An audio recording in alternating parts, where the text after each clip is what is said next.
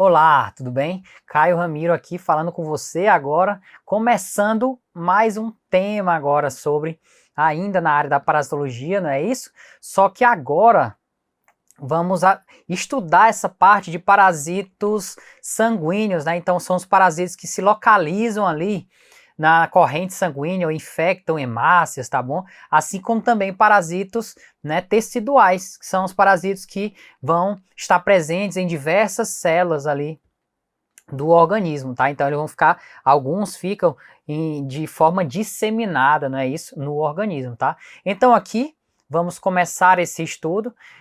Nesse momento vamos falar sobre os protozoários, não é isso? Então nessas aulas vamos tratar primeiramente sobre os protozoários, para depois, em uma próxima aula, tratarmos ainda desse tipo de parasito no caso sanguíneo e tecidual, mas no caso os eumintos, tá? Então aqui vamos começar falando de parasitos sanguíneos e teciduais.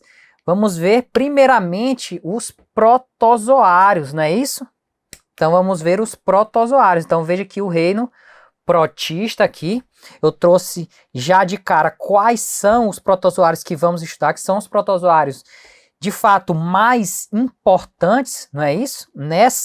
Nesse ramo aqui dos parasitos sanguíneos e teciduais. Então temos aqui, já pulando para o gênero, não é isso? Temos o Trypanosoma cruzi, né? Temos a Leishmania, né? Aqui o Trypanosoma causador da doença de Chagas. Então vamos ver aqui nessas aulas doença de Chagas. Vamos ver também leishmaniose. Vamos ver tricomonas, né? O Trichomonas vaginalis. Temos ainda toxoplasmose, tá? Que é o Toxoplasma gondii. Temos posteriormente o plasmódio, que é o causador ali da malária, não é isso? Então esses são de fato aqui os protozoários mais importantes quando falamos justamente desse aspecto de parasitos, no caso sanguíneos, né? Parasitos sanguíneos e teciduais também, tá? Então esses são os protozoários mais importantes, que são os que de fato vamos estudar nessa aula, tá bom? Então aqui vamos começar com a doença de Chagas, não é isso? É uma doença, né, que está presente aqui no Brasil, tá? Principalmente ali na região amazônica. É causada pelo protozoário que é o Trypanosoma cruzi, tá? Então, Trypanosoma cruzi. Então veja que aqui temos a classificação taxonômica, né? Isso todo protozoário, ou no caso euminto também, como vamos estudar mais à frente, eu vou trazer essa classificação porque isso é importante também que fiquemos atentos, não é isso? Então, a característica importante aqui é a ordem, né? A ordem kinetoplástica, que se dá ao quê? A presença do cinetoplasto, que é cinetoplasto, que é uma mitocôndria especializada ali que está presente nesses protozoários dessa ordem específica, tá? Mas vamos ver essa organela mais à frente. Então a doença de Chagas é causada pelo Trypanosoma cruzi. Ele foi descoberto em 1909 por Carlos Ribeiro Justiniano da Chagas. Então naquela época, né, era bem difícil o estudo feito, né, de forma bem mais rudimentar, e foi então analisado através de um estudo de uma paciente, uma criancinha de 2 anos, né, isso, o nome Berenice. Então essa paciente Berenice foi a paciente que deu origem a todos esses estudos. Então, notou-se a infecção dessa paciente, né? No caso ali, tinha uma infecção aguda e tal. No começo ali, né, que a doença de Chagas causa essa infecção aguda no início, para depois produzir uma infecção crônica que pode durar diversos anos, né? De fato, foi diagnosticado e descoberto, né, esse parasito que até então era novo nessa paciente aos 2 anos de idade. E essa paciente, então, sobreviveu então até os 75 anos, né? Então, a paciente teve 75 anos e 73 anos de infecção com Trypanosoma, tá? Então, veja aqui aí a infecção. E morreu ainda, por sinal, por sintomas que não eram relacionados ao Trypanosoma, tá? Então, veja que é uma doença que pode conviver aí por longos anos com os pacientes, não é isso? Os portadores. Então, A doença de Chagas ela está frequente nas Américas, principalmente na América Latina, aqui no Brasil, né? Isso temos diversos casos, principalmente na região amazônica, não é isso?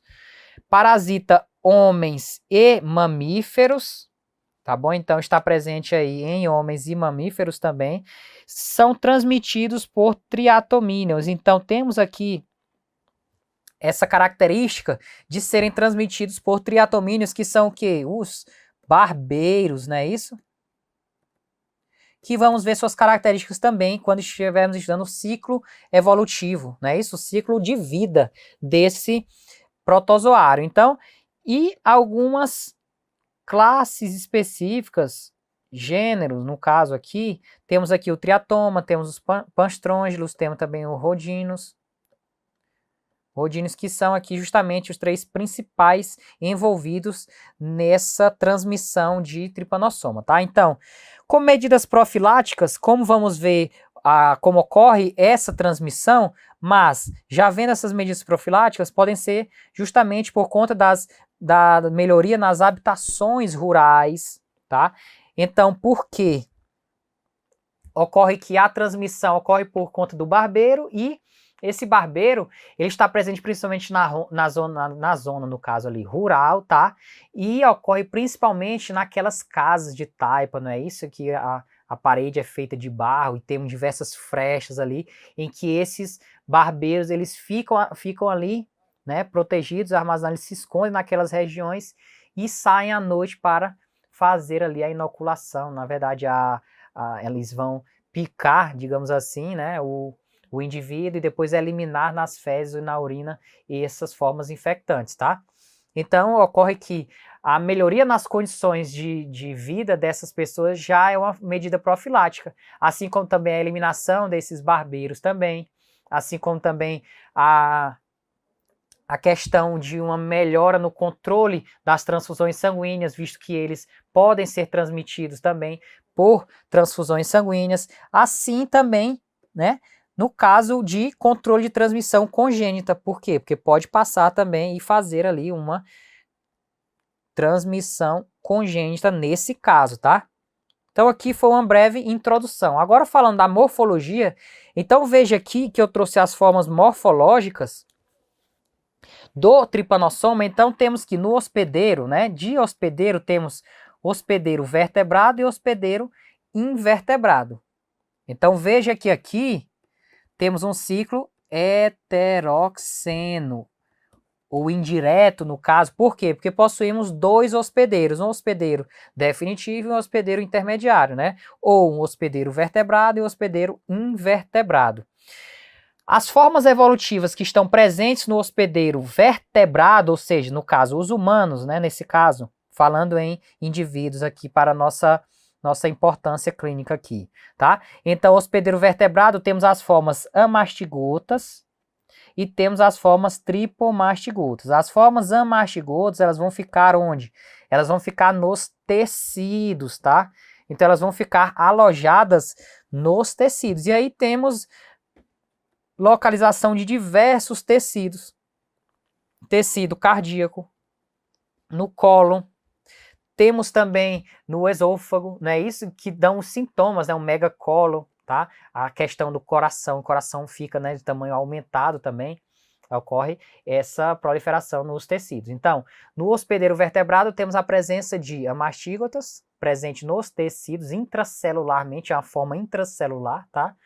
E no caso aqui, os tripomastígotas, que são essas estruturas, né, esses formatos do ciclo biológico aqui que fica livre no sangue, tá? Então, temos aqui a estrutura representada. E no hospedeiro invertebrado temos a forma epimastígota, que é a forma justamente que vai ficar no intestino e assim produzir mais à frente a forma infectante, tá bom? Então, nessas imagens temos as representações. O que que acontece? Essas classificações entre a mastígota, tripomastígota, entre também, no caso aqui, epimastígota, não é isso? Elas são feitas de acordo com a posição de uma organela característica, né, desse protozoário, que é justamente ali o cinetoplasma. Como foi falado, é uma mitocôndria específica que possui seu próprio material genético, por volta ali de 30% desse material genético, tá? Do parasito em si. E ele é muito importante também, né? Como mitocôndria, função de produção de energia, enfim, alguns estudos se localiza ali próximo do flagelo. Muito tempo avaliou-se como função do cinetoplasta a produção de energia para a movimentação desse flagelo, tá? Então, essa denominação, ela é específica da posição desse flagelo. E vamos ver, desse cinetoplasta, perdão. Então, vamos ver aqui como ocorre, né? Então, a forma amastígota ou amastigota, que está presente de forma intracelular, o cinetoplasto fica perto do núcleo, né? Então, tanto é que nessa imagem não dá nem para distinguir, né? Então, temos aqui que as formas amastígotas, elas ficam intracelularmente, tá? E esse, no caso aqui uma representação, e esse, né, o cinetoplasto fica próximo ao núcleo aqui no caso, tá? Tanto é que nessa imagem não dá para visualizar porque ele fica de fato próximo. Já no caso das tripomastígotas, ou tripomastigotas, veja que aqui nessa imagem temos que essa letra K, que é a representação do cinetoplasto, ou kinetoplasto, veja que ele está em uma região mais afastada do flagelo, tá bom? Então, a posição do cinetoplasto longe do flagelo, do outro lado do protozoário, é o que dá o nome, então, de tripomastígota, tá? Que é também essa representação. Ou seja, o cinetoplasto fica na região posterior, porque a região anterior, na classificação, é definida como a região do flagelo, tá? Então, fica aqui, tá bom? Cinetoplasto. Já no hospedeiro invertebrado, que temos a forma epimastígota, fica aqui próximo ao núcleo também, tá? Então, veja que o cinetoplasto fica bem próximo ao núcleo, tá bom? Então, essas são as classificações das formas biológicas ou formas evolutivas aqui do tripanossoma. Porém, temos outros ainda, tudo baseado na localização do cinetoplasto. Porém, no tripanossoma, essas são as formas presentes, tá? Amastígota, tripomastígota e epimastígota e outras ali intermediárias que vamos ver também no ciclo biológico, tá? Então aqui, estudando o ciclo biológico, como vimos, esse protozoário possui um ciclo heteroxênico, ou seja, possui dois hospedeiros, o hospedeiro vertebrado e o hospedeiro invertebrado. O hospedeiro vertebrado aqui podendo ser, no caso, humano ou mamíferos, e o hospedeiro invertebrado aqui, no caso, o barbeiro, o triatomínio, não é isso? Tá bom? A reprodução se dá por divisão binária, simples, longitudinal. Então, o tripanossoma, não é isso? Ele vai fazer essa divisão assexuada, que é uma divisão binária, uma divisão bem simples, não é isso? Típica de um protozoário, no caso. E a forma infectante, qual é a forma infectante?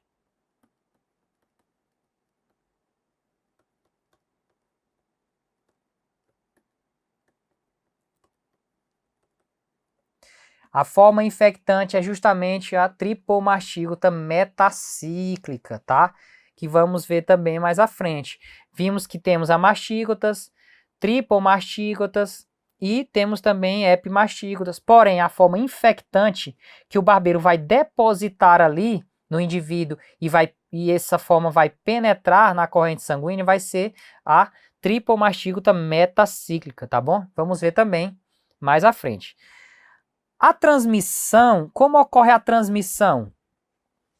Então, temos aqui algumas formas de transmissão do tripanossoma. Então, veja aqui, como forma clássica de transmissão, a principal, né, que é a mais conhecida, é justamente através do barbeiro, né? O barbeiro vai lá, pica aquele indivíduo, depois, quando ele está bem alimentado, ele vai fazer o que? Ele vai urinar e vai defecar. Naquele material, então, estão presentes ali os tripomastígotas metacíclicos. O indivíduo vai lá e coça aquela região, né, porque dá uma coceira de fato, e essas formas evolutivas, então, chegam na circulação, tá? Penetram naquela região lesada ali e vão chegar na circulação. Então, essa é a forma de transmissão clássica. Porém, temos outras ainda. Então, quais são outras formas, né? Além da utilização do vetor, que é o barbeiro. Então, temos aqui a transfusão sanguínea, tá? Então, a transfusão sanguínea, tanto é que é feito o teste, né, de triagem no caso de Trypanosoma cruzi, doença de Chagas. Temos aqui a transmissão também congênita, quando a mãe passa para o bebê, tá? Temos ali acidente de laboratório, também é uma possibilidade, tá bom?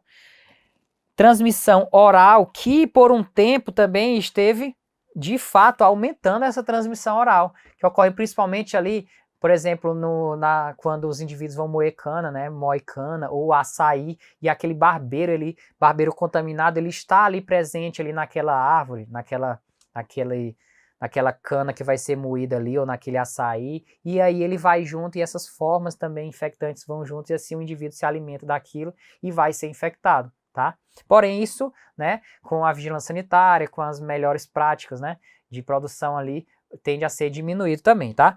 E outra forma é através de transplantes. Então, essa transmissão por transplantes também pode acontecer. Aí já basicamente, vendo como ocorre esse ciclo biológico, é basicamente através disso.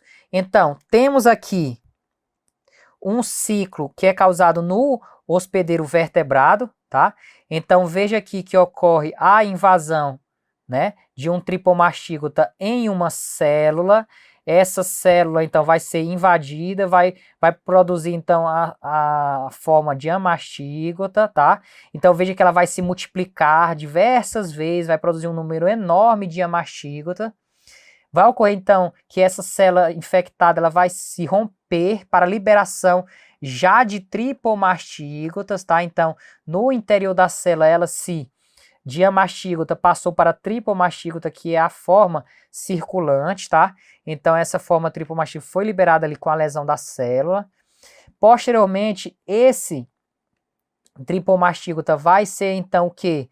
Vai ser ingerido pelo barbeiro quando ele for sugar o sangue daquele indivíduo, tá?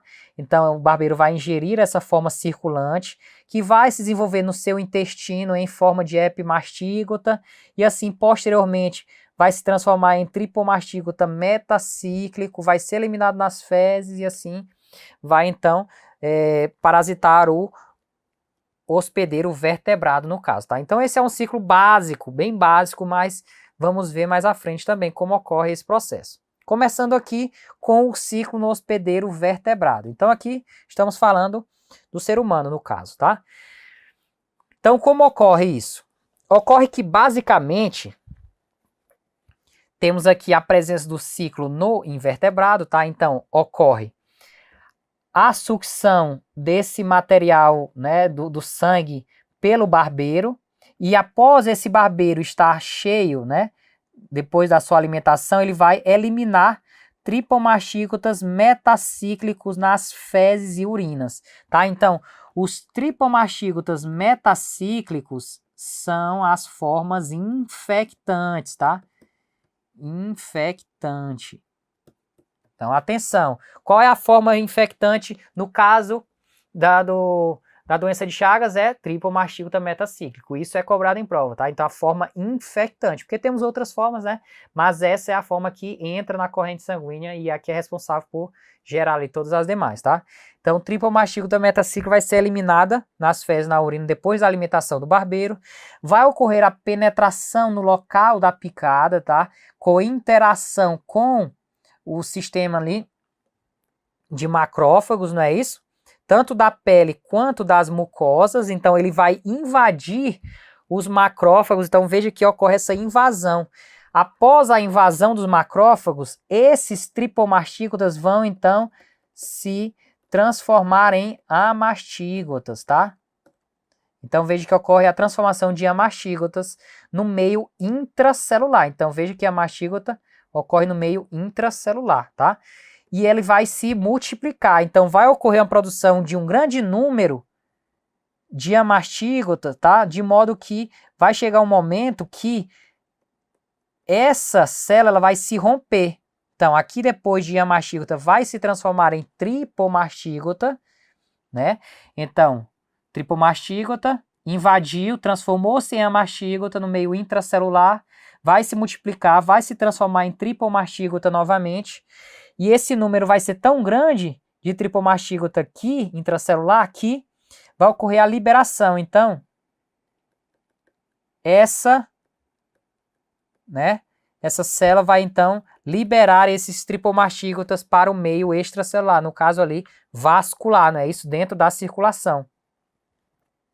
Então esses tripomastígotas vão atingir a circulação sanguínea, vão infectar outras células ou vão ser ingeridos pelos barbeiros, os triatomídeos, tá? Então vão ser ingeridos.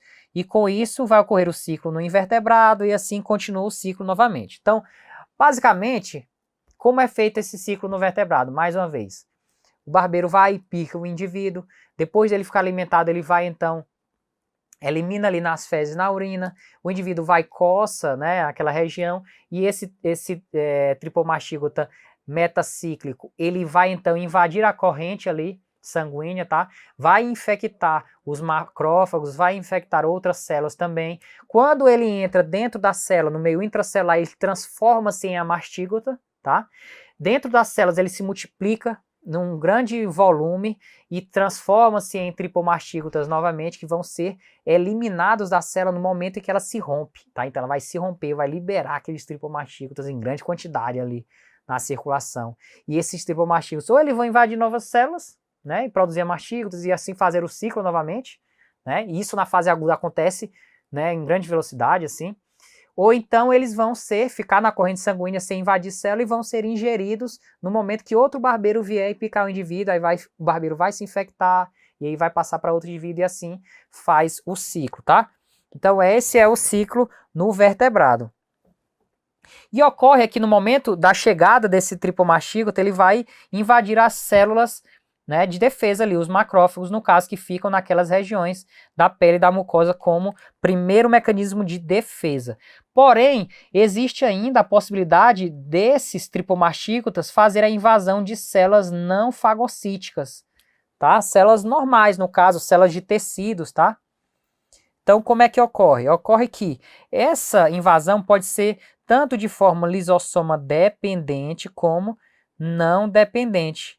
Isso ocorre da seguinte maneira: na forma lisossoma dependente, aqui nessa primeira fileira, veja que ocorre então a invaginação aqui da estrutura, as proteínas do tripanossoma vão então se associar aqui à membrana, tá? Ocorre a invaginação e com isso ele vai então ser incorporado à célula e vai ocorrer a ligação tanto desse vacúolo parasitóforo que foi criado aqui com, né, esse parasito, com os lisossomas. E aí ocorre essa ligação dos lisossomas e o tripanossoma possui então algumas proteínas em que ele consegue fazer essa liberação.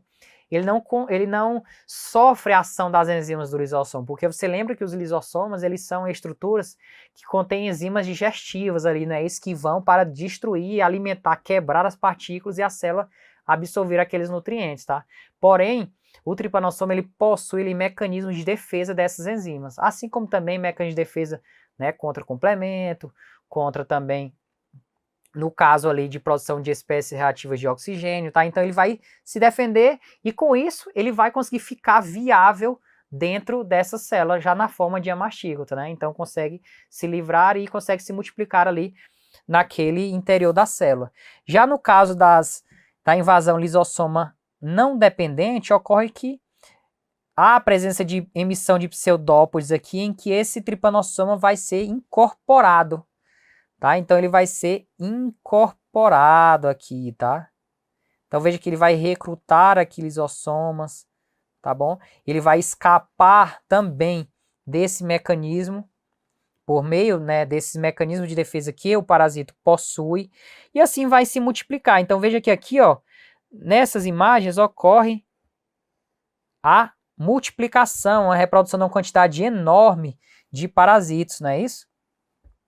Então essa é a forma de invasão e assim de multiplicação do parasito no meio intracelular. Já o ciclo biológico nos invertebrados, ele é feito da seguinte maneira.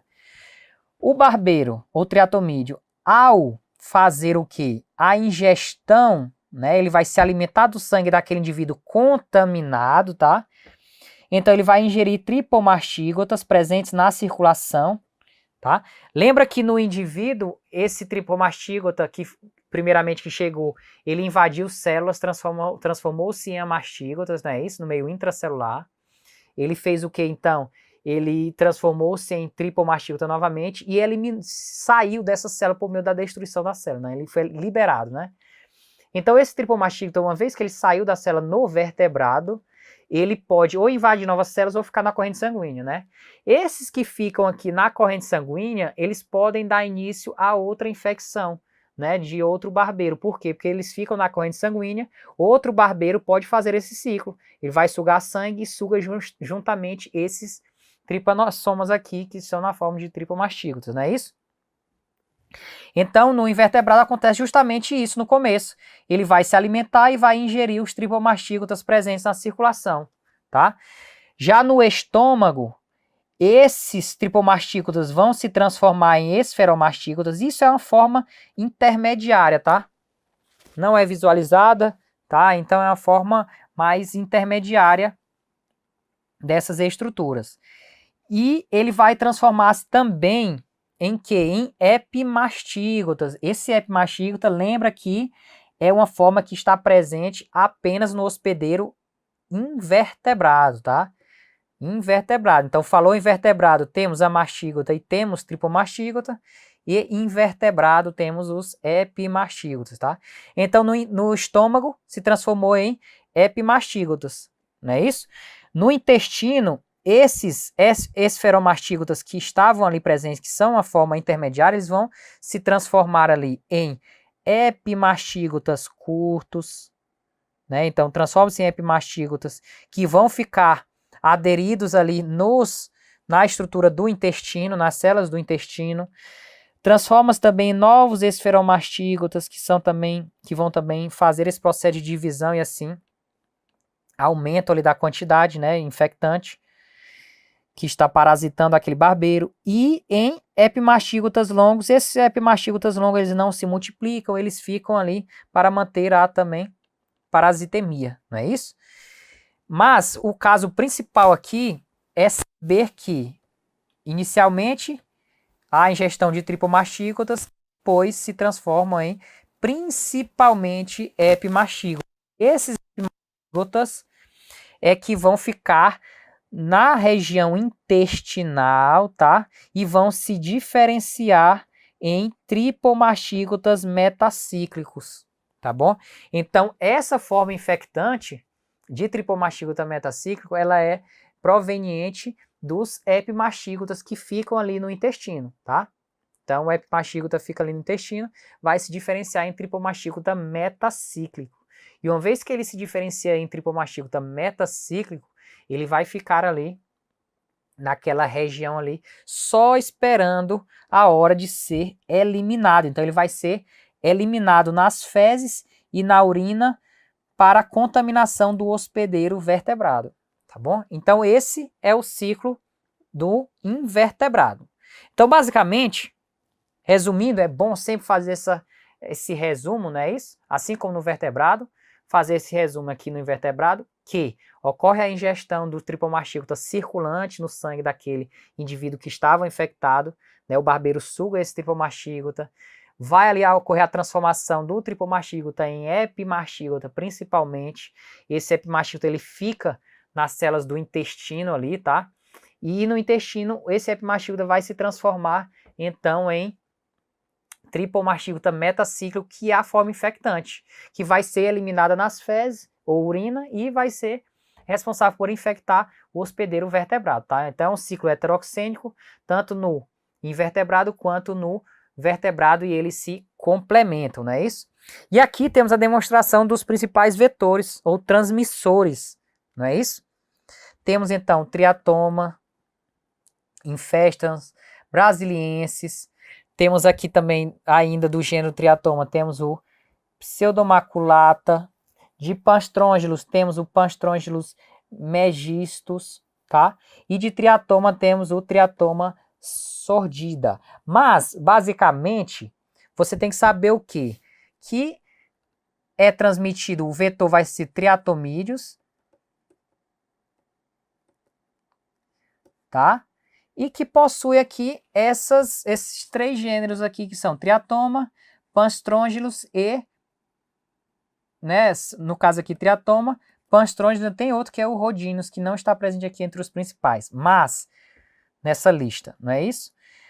Mas esses são os 3 gêneros principais, tá? Porém, todos são triatomídeos, todos são barbeiros considerados. A diferença, basicamente, vai ser no tamanho da cabeça, né? Assim como na posição das antenas. Então, veja que aqui no Panstrongylos, né? As antenas ficam mais próximas aos olhos, tá? Já no Triatoma, ele tem aqui uma cabeça mais alongada e essas antenas ficam entre os olhos e o vestíbulo bucal aqui, tá? Na região mediana. E no Rhodinus temos que a cabeça é mais afilada ainda e as antenas aqui ficam, no caso, bem mais próximas do vestíbulo bucal, da boca em si, do que dos olhos, né? Então passa. Então tudo isso, né, essa localização basicamente essa localização das antenas é a que faz essa diferenciação entre esses gêneros aqui de barbeiros, tá? Mas basicamente você precisa saber que há essa transmissão por meio de barbeiros, né, no caso, por meio de triatomídeos, e que isso, né, é o básico como forma de transmissão por meio de vetores, visto que temos outras formas de transmissão também que já vimos anteriormente, tá? Então, esse foi o primeiro módulo aqui sobre esses parasitos sanguíneos e parasitos teciduais também, começando com essa parte aqui de tripanossoma. Vimos aqui a introdução, vimos também essa parte do ciclo evolutivo. Já nas próximas aulas vamos dar continuidade aí com toda a parte de sintomas e principalmente com a parte de diagnóstico, né? Isso que é o principal para a gente aqui nesse momento, tá? Então, espero que tenha entendido e até a próxima aula.